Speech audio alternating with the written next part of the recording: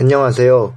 저희가 오늘 만든 UCC 내용은 생명과학 분야인데요. 그 중에서도 선천성 면역에 대해 알아보도록 할 것입니다.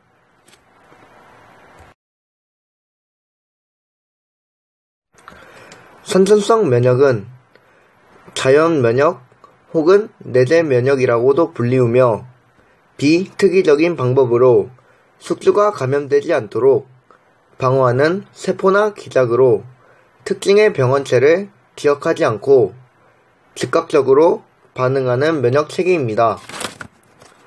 후천성 면역과는 달리 면역력이 장기간 지속되지 않으며 포괄적인 방법으로 병원체를 처리합니다. 모든 종류의 동물과 식물은 선천성 면역을 가지고 있습니다. 선천성 면역은 진화학적으로 오래전에 만들어진 것으로 추정됩니다. 실제로 식물, 곰팡이, 곤충이나 일부 원시적 형태의 다세포 생물들은 선천성 면역 체계만을 가지고 있습니다. 선천성 면역이 일어나는 부분에는 대표적으로 피부가 있습니다. 피부는 병원체가 침투하지 못하게 하는 물리적 장벽입니다. 피부에는 지방과 땀에 들어있는 산성 성분에 의해 세균 증식이 억제됩니다. 특히 땀에는 라이소자임이 들어있어 세균을 죽입니다. 표면적 방어의 또 다른 종류로는 점막이 있습니다. 점막은 호흡기관, 소화기관, 비뇨생식기관의 내벽을 이루는 부드러운 조직입니다. 그리고 점막은 점액을 분비하기 때문에 점막의 표면은 항상 끈끈하고 미끄러운 상태를 유지합니다. 그리고 먼지와 병원체는 점막 주변의 섬모 운동으로 점액 물질과 함께 바깥으로 내보내집니다. 마지막으로는 분비액이 있습니다. 분비액은 위에서 말한 피부와 점막에서 나온 땀, 눈물, 침을 말하는데 여기에는 라이소자임이 들어있어 세균의 세포벽을 분해합니다. 여기서 라이소자임은 세포 외에 존재하는 항균 단백질입니다. 주로 눈에 점막에 위치하고 있으면서 세균에 오염되는 걸 방지하는 기계적인 장치라고 볼 수 있습니다.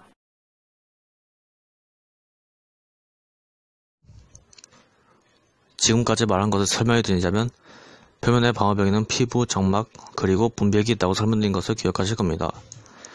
이 피부, 점막에서 나오는 분비액에 산성성분이 들어있어 세포를 분해한다고도 알려졌습니다. 이제는 이것을 기억하시고 뒷부분의 예고를 들어보실까요? 이렇게 앞에서 말한 표면의 방어벽이 뚫리게 되면 우리 몸에서 침입한 병원체를 무찌르기 위해서 내부 방어를 시작하는데요. 지금부터 내부 방어에 대해 잠깐 예고를 해드리겠습니다. 내부 방어에서 가장 중요한 역할을 하는 것을 백혈구라고 하는데요. 이 백혈구에는 호주선 백혈구, 돼지세포 등이 있는데 이 백혈구는 체내로 침투한 세균, 바이러스 등을 끌어들여 분해시키는 식세포 작용을 합니다. 즉 백혈구는 나쁜 짓을 하면 범인을 잡아다니는 수찰자와 같은 역할을 한다고 볼 수 있죠. 이제 다음으로 내부 방어를 구체적으로 염증 반응과 식균 작용으로 나누어 설명해 드리도록 하겠습니다. 앞에서 말한 그대로 표면의 방어벽이 무너져서 표면의 방어벽을 뚫고 들어온 병원체를 제거하는 신체적 방어를 내부 방어라고 합니다. 혹시 여러분은 한 번쯤 바느질을 하다가 바늘에 찔려 보신 적이 있나요? 여기에도 한 아이가 바느질을 하다가 바늘에 찔려 손가락에 피가 나고 있는 것이 보일 것입니다. 그러면 한번 이 아이가 다친 손가락을 한번 자세히 들여다볼까요? 이렇게 바늘이 침입한 피부 안에서는 내부 방어가 시작이 되는데요. 이 내부 방어에는 식균 작용과 식균 작용을 포함한 염증 반응이 있습니다. 아직까지 이게 무슨 소린가 싶으시죠? 제가 이제부터 설명해 드리겠습니다. 우선 피부, 점막 등 표면의 방어벽을 뚫고 들어온 병원체를 제거하기 위해 우리 몸에는 염증 반응이 작용합니다. 염증 반응은 열, 부어오름, 통증 등을 동반해 오는데요. 이렇게 들으니 염증 반응이 안 좋은 것이라고 생각되시죠? 하지만 이 염증 반응은 바늘 등이 우리 몸의 피부를 뚫고 들어와 내부에 병원체가 생겼을 때 피부의 비만세포가 자신의 히스타민을 분비합니다. 그러면 이 히스타민이 우리 몸에 있는 모세혈관을 확장시켜주는데 이때 혈류량이 증가하고 혈관벽의 투과성이 높아져 모세혈관에 있던 백혈구들이 나와 상처 부위 근처로 모이고 그때 열, 부어오름, 통증 등이 동반되는 것입니다.